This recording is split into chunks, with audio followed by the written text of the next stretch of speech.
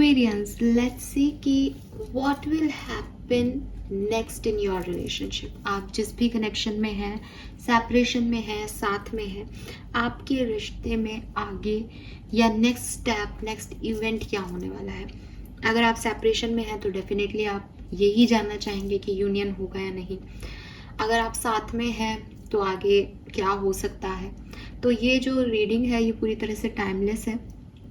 कम cards में, short में हम देखेंगे कि क्या आप इस रिश्ते से एक्सपेक्टेशंस रख सकते हैं। ठीक है, अब क्योंकि ये रीडिंग जो है वो कलेक्टिव है, टाइमलेस है, तो डेफिनेटली अलग अलग लोग अलग अलग समय पे इस रीडिंग को देखेंगे। इसलिए ये रीडिंग मैं ग्रुप में बना रही हूँ, यानी यहाँ पे आपको 2 ग्रुप है। आपके इंट्यूशन से आप कार्ड चूज करें। एंड सबसे बड़ी चीज इस रीडिंग को बनाने में, इसकी एनर्जी में, ये इतनी स्ट्रॉन्ग एनर्जी है आज की कि जब मैंने शफल करके 2 आपके लिए कार्ड्स निकाले तो अपने आप एंजल नंबर्स यहाँ आए। लिटरली मैंने देख के कार्ड्स नहीं निकाले, शफल करके जस्ट 2 कार्ड रखे। पहला कार्ड 33 नंबर का मुझे मिला, that is nostalgia, focus on here and now. इस कार्ड की इमेज, इस कार्ड का मैसेज, इस कार्ड का एंजल नंबर। अगर आप इससे कनेक्ट हो रहे हैं देन आप ग्रुप नंबर 1 को चूज करें। एंड दूसरा कार्ड अपने आप ही नंबर 22 एंजल नंबर के साथ आया। लाइब्रेरी का कार्ड है, take control of your own narrative. So अगर आप इस कार्ड से कनेक्ट हो रहे हैं तो आप कार्ड नंबर 2 चूज करें। अपने इंस्टिंक्ट को काम करने दें, आंखें बंद कर लें, दोनों कार्ड्स की इमेजेस को अपने मन में सोचें। ज़रूरी भी नहीं है कि आप अभी रीडिंग भी देखें, छोड़ दें इस चीज़ को अभी यहाँ पे, बस इस कार्ड की इमेज अपने साथ रख लें। थोड़े टाइम बाद आकर के, फ्री टाइम में आकर के बिल्कुल अपने मन में ये कंथस्ट करके कि यस ये मेरा कार्ड होगा, इसमें मेरे लिए जो है आंसर होंगे, उसको आकर के सुने। सो कार्ड की पिक्चर भी आपको मिल जाएगी अभी आगे, ताकि आप अच्छे से कंसंट्रेट कर सकें। वहाँ पे पॉज कर लें वीडियो को। इंट्यूशन, लेकिन एक बात का ध्यान रखना कि ओवर थिंकिंग इंट्यूशन को ख़त्म कर देती है। यानी अगर आप ज़्यादा लंबा समय भी ले लेते हैं तो उसके बारे में सोचते ना रहें कि ये चुनूंगी तो ये होगा, ये चुनूंगा तो ये होगा। क्विक डिसीजन लें, आपकी अंतरात्मा जो पहले कार्ड की तरफ जाए वो ही चूज कर लें। ठीक है, अगर आपको एक एक्यूरेट आंसर चाहिए तो आपको एक कार्ड चूज करना पड़ेगा, क्योंकि कई लोग कहते हैं कि दोनों सुन लो दोनों मिल जाएगी, बट दोनों सुनने से थोड़ा सा ज्यादा कंफ्यूजिंग हो जाती है एनर्जी, है ना, स्पेशली तब जबकि एनर्जी अपोजिट आए एक दूसरे के। सो उसके अकॉर्डिंग आपको एक कार्ड चूज कर लेना चाहिए, मैं तो ऐसा मानती हूँ। सो यस, ये हैं आपके 2 कार्ड, नंबर 33, नंबर 22। आप इनमें से कोई भी एक कार्ड अपने लिए चूज करें। लेट्स सी कि आपके रिश्ते के भविष्य में क्या है।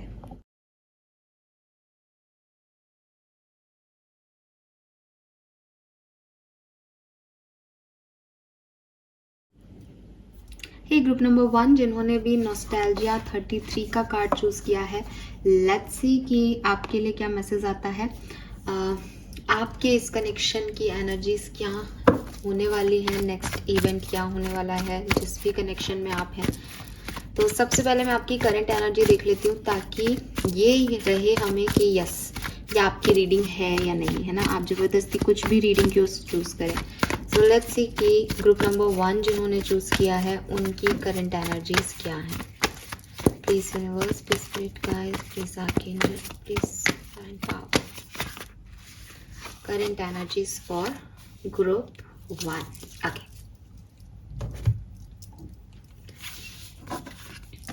So we have King of Wands, the Emperor, and 6 of Swords. So group number 1, definitely आप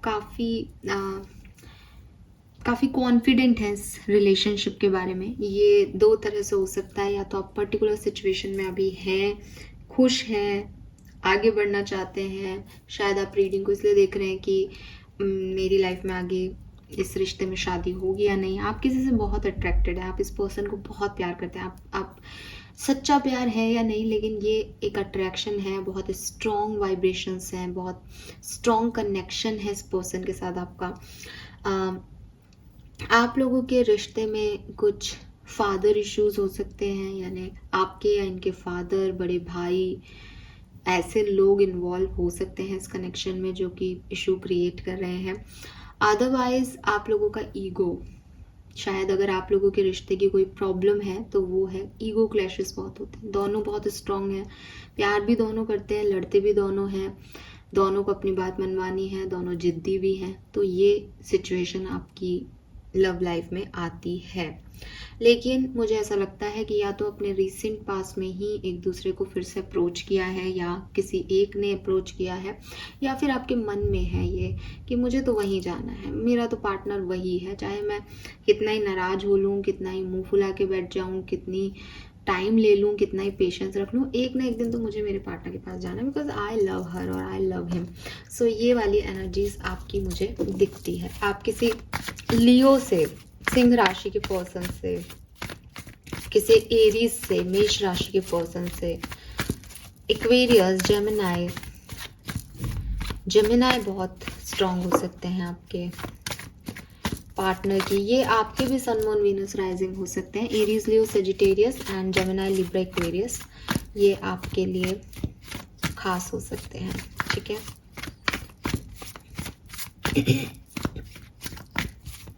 लेट्स सी भविष्य क्या है इस कनेक्शन का, नेक्स्ट इवेंट क्या है। बेसिकली भविष्य भी नहीं, नेक्स्ट इवेंट क्या आएगा इस कनेक्शन में।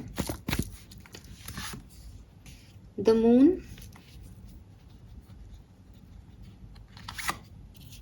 And the hangman. Okay, so see group number 1, आपको थोड़ा सा यहाँ पे एक मैं कार्ड्स पहले निकाल लेती हूँ और फिर मैं आपको बता देती हूँ क्लियर एनर्जी यहाँ पे।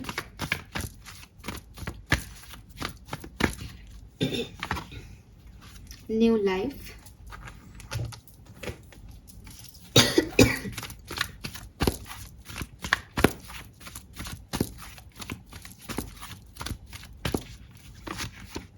एक्शन। ओके, सो मैंने कहा आपको कि नेक्स्ट इवेंट क्या आएगा। सो यहाँ पे अगर आपके लिए 6 ऑफ सोर्ड्स से आप सोच रहे हो कि मुझे तो इसी पर्सन के पास जाना है, या हमको तो यूनाइट ही होना है, जो मैं अभी बता रही थी, अगर आप उस वाले लोगों में आते हो कि अभी मेरे को बहुत हद तक लगता है कि यहाँ लियोस के वाइब्रेशन है, सिंह राशि बहुत स्ट्रांग है यहाँ पे। तो हाँ, अगर आप उन लोगों में से हैं कि हाँ मुझे एक्शन लेना है, हम तो एक ही होंगे, हम तो डिवाइन पार्टनर्स हैं, हमें कोई अलग नहीं कर सकता, आज नहीं तो कल हमें एक होना है, बट अभी ईगो बीच में आ रहा है, अभी झुकने का मन नहीं कर रहा है। नेक्स्ट जो इवेंट होगा वो होगा कि एक्शन लिए जाएंगे इस कनेक्शन में। ठीक है, सो अगर आप सेपरेशन में हैं तो डेफिनेटली एक्शन लिए जाएंगे। और जहाँ तक मैं जानती हूँ न्यू मून जो है वो आने वाला है, लेकिन न्यू मून से फुल मून, मतलब क्योंकि यहाँ फुल मून दिखता है मुझे, तो मुझे ये फुल मून की एनर्जी ज़्यादा दिखती है कि हो सकता है ये अभी नहीं हो रहा, लेकिन जो नेक्स्ट फुल मून आएगा तब तक 100% कोई ना कोई नेक्स्ट शुरुआत इस रिश्ते में अगर सेपरेशन में हो तो हो जाएगी। वहीं अगर आप ऑलरेडी कम्युनिकेशन में हो, कनेक्शन में हो, तो मैं देखती हूँ कि थोड़ी सी इस कनेक्शन को लेकर के डाउट्स दिमाग में आएंगे एक्वेरियस आपके। ये डाउट्स ऐसे हो सकते हैं, जैसे मैंने कहा कि कोई फादर इशू है अगर आपके बीच में, कोई और मेल पर्सन है, ठीक है, ब्रदर है, फादर नहीं है, तो ये जो लोग हैं जो फैमिली वाले हैं या कहीं इधर उधर थर्ड पार्टीज बोल देती हूँ मैं इन लोगों के लिए वर्ड, तो ये लोग अगर अपना इन्वॉल्वमेंट दिखाएंगे तो थोड़ा बहुत आप डिस्टर्ब हो जाओगे कि यार मैं क्या करूँ इस सिचुएशन में, इसको हैंडल कैसे करूँ, एक स्टैग्नेशन आ जाएगा। तो आपको थोड़ा एडजस्ट करना पड़ेगा, मीन्स कि आप जैसा स्मूथ अभी इस रिश्ते को देख रहे हो, ये रिश्ता उतना स्मूथ नहीं रहेगा, यहाँ थोड़े से ब्लॉकेजेस आएंगे, आपको थोड़ा सा खुद को मॉडिफाई करना पड़ेगा, अपने ओपिनियन को मॉडिफाई करना पड़ेगा। इस रिश्ता मतलब ये रिश्ते में जितना आपका प्यार है ना, उतना आपको थोड़ा अपने आप को चेंज भी करना चाहिए एक्वेरियस। ये यहाँ पे ये एनर्जी है कि सिर्फ ये सोचने से दैट सामने वाला मेरा सोलमेट है, सामने वाला मेरा पार्टनर है, हमको तो एक होना ही है, या हम तो एक दूसरे से प्यार करते हैं सच्चा, और सच्चा मतलब कि टैरो रीडर्स भी बोलते हैं कि सच्चा प्यार तो मिलेगा ही, कहाँ जाएगा, हमारी डेस्टिनी में है। ये सब सोचने और बोलने से ज़्यादा इम्पॉर्टेंट ये है कि इस ईगो को ख़त्म करें आप लोग, ठीक है। क्योंकि बात ये नहीं है कि आप मिल ही जाएंगे, बात ये है कि आप कब तक साथ रह पाएंगे। क्यों तो आपको थोड़ा सा अपने व्यवहार में, थोड़ा सा आपके पार्टनर में जो चीज़ें हैं उसके हिसाब से एडजस्ट करना। बिकॉज जब हम ये सोच रहे हैं कि भाई मुझे इस पर्सन के साथ रहना ही आएगा, इट मीन्स कि हम जानते हैं कि ये पर्सन के साथ हमारा भविष्य है। तो हम भविष्य को बजाय कि हाँ ठीक है आज नहीं तो कल मिल ही जाएंगे, इसमें समय व्यर्थ करने के आज से उस जिंदगी को जिए ना, आज से उन खुशियों को जिए ना। तो ये जो आपका तरीका है कि समय आने पे सब ठीक हो जाएगा, हम तो साथ में आएंगे, उसकी जगह हम आज साथ में क्यों नहीं हैं इस पे थोड़ा विचार करके उन चीज़ों में मॉडिफिकेशन लाओ, उन चीज़ों में थोड़ा बदलाव लाओ। डेफिनेटली आपकी लाइफ में एक बहुत खूबसूरत न्यू पॉजिटिविटी आपको मिलने वाली है। लेकिन प्रॉब्लम यह है कि उसके लिए बदलाव ज़रूरी है। तो अगर वो आप अभी ठीक है, आपकी लाइफ आप साथ में हो, तो कुछ ऐसा होगा जहाँ आपको थोड़ा सा घबराहट होगी इस प्यार को लेकर के, डर लगेगा इस कनेक्शन को लेकर के, आपको लगेगा कि ब्लॉकेजेस आ रहे हैं। और वो ब्लॉकेजेस एक्चुअली में इसलिए आएंगे ताकि आप उन पे काम करो, उस अपने अंदर कुछ मॉडिफिकेशन करो और फिर एक्शन लेकर के इस सिचुएशन को हील करो। सो यहाँ पे ये बहुत ज़रूरी है एक्वेरियस आपके लिए। फाइन, आई होप कि रीडिंग आपसे रेजोनेट होगी। प्लीज़ चैनल को लाइक और सब्सक्राइब ज़रूर कर दीजिएगा। एंड यस, मैं कमेंट सेक्शन ओपन रखूँगी, तो आप मुझे बताइएगा कि आपको रीडिंग कैसी लगी। Thank you. Hey group number 2, जिन्होंने भी नंबर 22 का कार्ड चूज़ किया है, लेट्स सी कि आपके रिलेशनशिप, आपके कनेक्शन का नेक्स्ट इवेंट क्या हो सकता है। सो सबसे पहले मैं यहाँ आपकी करंट एनर्जीज देखूंगी। अगर वो आपसे रेजोनेट होती हैं तो आप इस रीडिंग को देखिए, अदरवाइज आप अपना टाइम यहाँ पे मत दीजिए, ठीक है। सो करंट एनर्जीज आपकी इस रिलेशनशिप की, प्लीज यूनिवर्स मुझे बताइए, please universe, please divine power, please spirit guides, please give me the accurate message which are in our higher words. current energies for group number 2. Okay, we have Queen of Pentacles and the Hangman.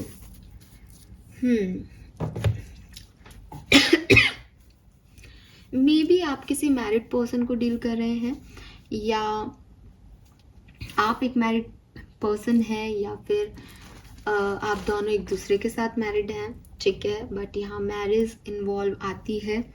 ऐसा भी हो सकता है कि कोई married रहा है, अब मैरिड नहीं है, डिवोर्सी है, लेकिन यहाँ पे शादी इन्वॉल्व है, ठीक है। और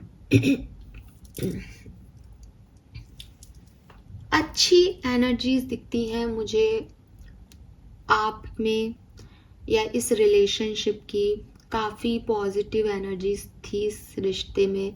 एक कुछ रिश्ते ऐसे नहीं बनते जो काइंडनेस में बनते हैं, दैट सामने वाले को आपकी ज़रूरत है तो रिश्ता बन गया, किसी ने आपसे मदद मांगी, आपने हेल्प की और रिश्ता बन गया।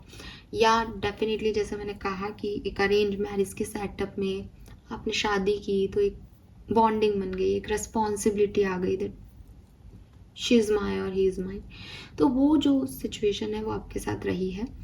मुझे ऐसा भी लगता है कि आप में से कई लोग ऐसे हो सकते हैं जिनके लिए रिश्तों से ज़्यादा, आप या आपके पार्टनर में रिश्तों से ज़्यादा पैसे की अहमियत की गई, या आप लोगों का फाइनेंशियल बैकग्राउंड डिफरेंट हो।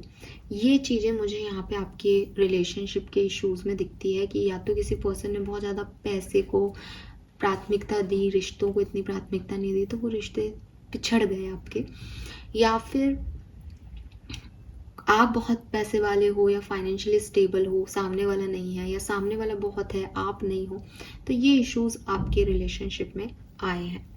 स्टैग्नेशन एंड मॉडिफिकेशन हैंगमैन के कार्ड से मुझे डेफिनेटली लगता है कि अभी इस रिश्ते का कुछ पता नहीं चल रहा कि ये रिश्ता आगे वर्क करेगा नहीं करेगा, ये सही है गलत है, बहुत बोरियत है इस कनेक्शन में। अगर आप साथ में हो तो कुछ भी चार्म नहीं रहा इस कनेक्शन में। ज़्यादातर लोगों के लिए मुझे लगता है आप साथ में नहीं हो, और वही चीज़ है कि सुंदर था ये कनेक्शन एक समय में, सब कुछ था, बहुत काइंड, दो काइंड पर्सनैलिटीज इस रिश्ते में जुड़े थे।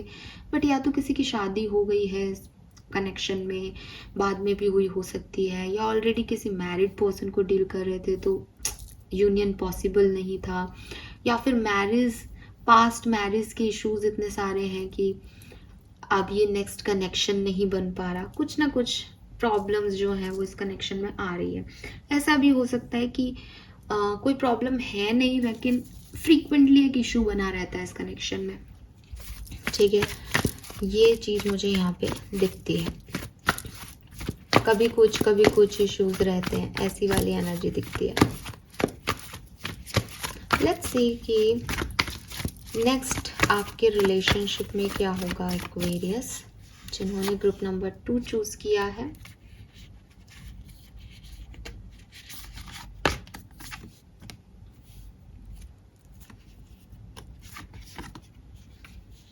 ऑलराइट, थर्ड पार्टी सिचुएशन है यहाँ पे। मैंने पहले भी कहा कोई मैरिड हो सकता है यहाँ पे, तो यस, ये जो थॉट प्रोसेस है ना, 2 फीमेल्स हैं यहाँ पे, सो वही चीज है।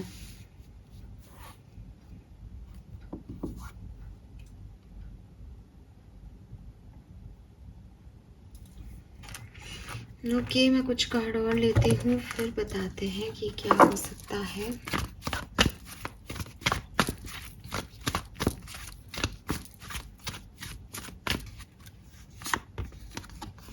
एक्सचेंजिंग गिफ्ट्स,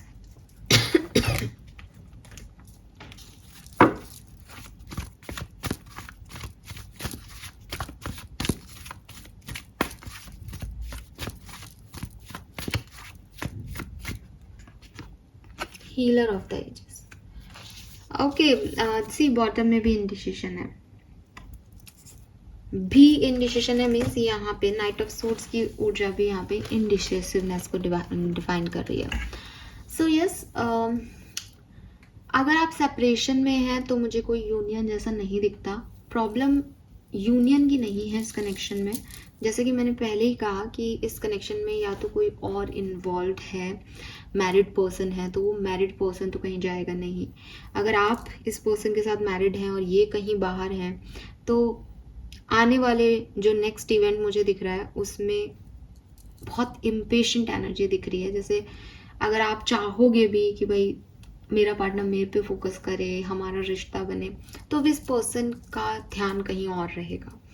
ऐसे ही अगर ये पर्सन चाहेंगे कि ये आपके साथ एंगेज्ड हों, ये इस कनेक्शन पे वर्क करें, देन शायद आप इस कनेक्शन पे फोकस नहीं करोगे। इस पूरे रिलेशनशिप में आने वाले समय में एक ऐसी ऊर्जा बनेगी जहाँ पे एक पार्टनर का ध्यान कहीं और है, एक पार्टनर इस रिश्ते पे फोकस्ड है। सो एक व्यक्ति देख रहा है, एक व्यक्ति प्यार को महसूस कर रहा है, एक व्यक्ति कंटिन्यूसली चेस कर रहा है, मैसेज कॉल एक्शन भी ले रहा हो, शायद गिफ्ट्स भी भेज रहा हो शायद, लेकिन एक्सचेंज नहीं है यहाँ पे, इक्वल गिव एंड टेक नहीं है यहाँ पे। इसलिए यहाँ पे अभी, और रीज़न है उसका, रीज़न यही है कि भाई इक्वल गिव एंड टेक वहाँ होता है जहाँ एक ऑप्शन होता है और सामने वाला भी अकेला है और आप भी अकेले हो, बट यहाँ पे ऐसा नहीं दिखता। यहाँ पे बहुत ज़्यादा ओवर मेंटल लोड है थर्ड पार्टीज़ की वजह से, तो एक कन्फ्यूज़न है दैट ये रिश्ता चाहिए भी या नहीं। तो किसी भी रिश्ते में डिसीजन मेकिंग, सबसे पहले डिसीजन मेकिंग होती है कि मुझे यहाँ जाना है या नहीं, मुझे ये पर्सन चाहिए या नहीं।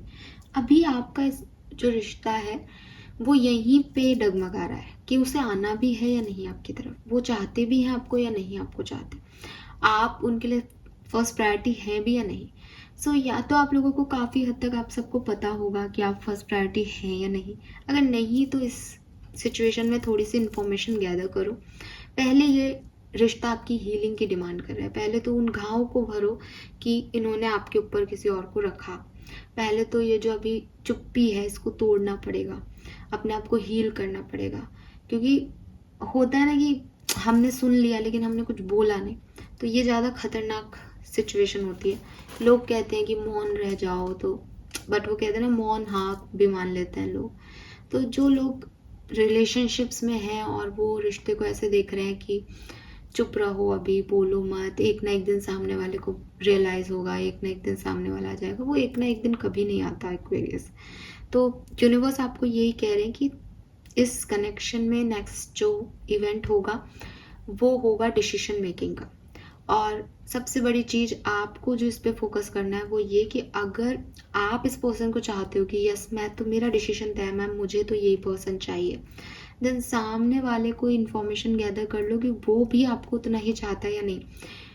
यहाँ पे इस कनेक्शन के आगे बढ़ने के लिए एक शर्त है यूनिवर्स की कि इक्वल गिव एंड टेक होना चाहिए, एक्सचेंज ऑफ गिफ्ट्स होना चाहिए, एक्सचेंज ऑफ लव होना चाहिए। बट शायद आपके कनेक्शन में वो नहीं है बिकॉज ऑफ थर्ड पार्टीज हैं यहाँ पे।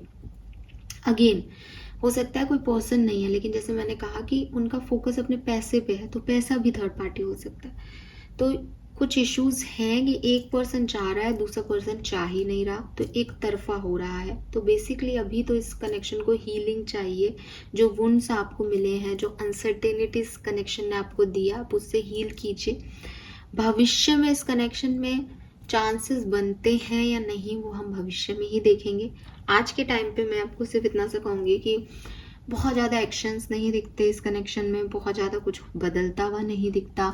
स्टैग्नेशन है, स्टैग्नेशन रहेगा, हीलिंग होती रहेगी आने वाले टाइम में। तो नेक्स्ट जो है वो यही है। हाँ, अगर आप इक्वल गिव एंड टेक कर पाए पाइल नंबर 2, देन हीलिंग आपकी फास्ट हो जाएगी। एक पर्सन तो शायद आना ही चाह रहा है, चाहे आप हो चाहे वो हो, और आप भी साथ में मिल जाओगे, लेकिन अभी एक तरफा चल रहा है, तो इसमें हीलिंग लेके आइए। Fine, yes, so this is all for you. Hope ये आपसे रेजोनेट होगा। प्लीज़ चैनल को लाइक और सब्सक्राइब कीजिएगा। कमेंट सेक्शन ओपन रखूंगी, मुझे बताइएगा आपसे कितना रेजोनेट हुआ। Bye bye.